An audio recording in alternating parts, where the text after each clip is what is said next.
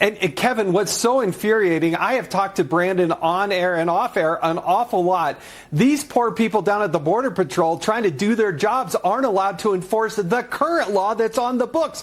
I hear Democrats wail all the time, we need immigration reform. No, you don't. We had that. And we got to do what the previous Congress said and enforce the current laws that are on the books.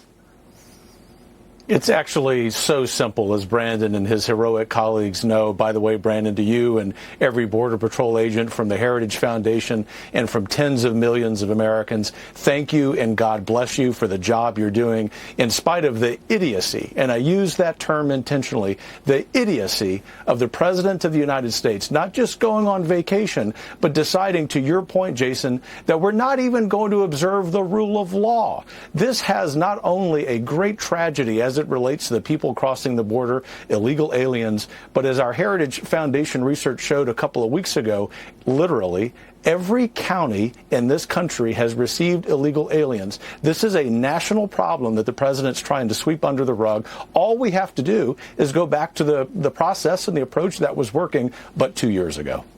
Jason, you know well, I think your entire audience knows well, that this country has a lot of problems, and therefore it's really meaningful for me to say that at the top of the list for the House Republicans is immigration and border and immigration and border. That is to say, number one, they need to hold oversight hearings, a cause close to your heart. I know Heritage is ready with the evidence about the mismanagement, but I will also say this, and I don't say it lightly.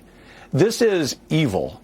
It is unjust. It is a purposeful reordering of American society to allow a flood of millions of illegal immigrants into this country. And so the House Republicans better be ready to use their oversight power. They also better be ready to impeach Secretary Mayorkas, something the Heritage Foundation has never called for. It would be unprecedented in the history of our organization to do so.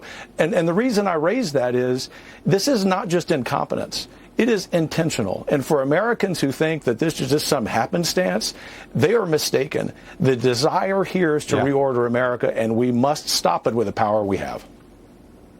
It is intentional for the White House press secretary to continue to say, oh, the border is safe, it's secure, it's locked down, and for the secretary to say the same. We all know that it's not. Brandon, Kevin, thank you for joining us this evening. We do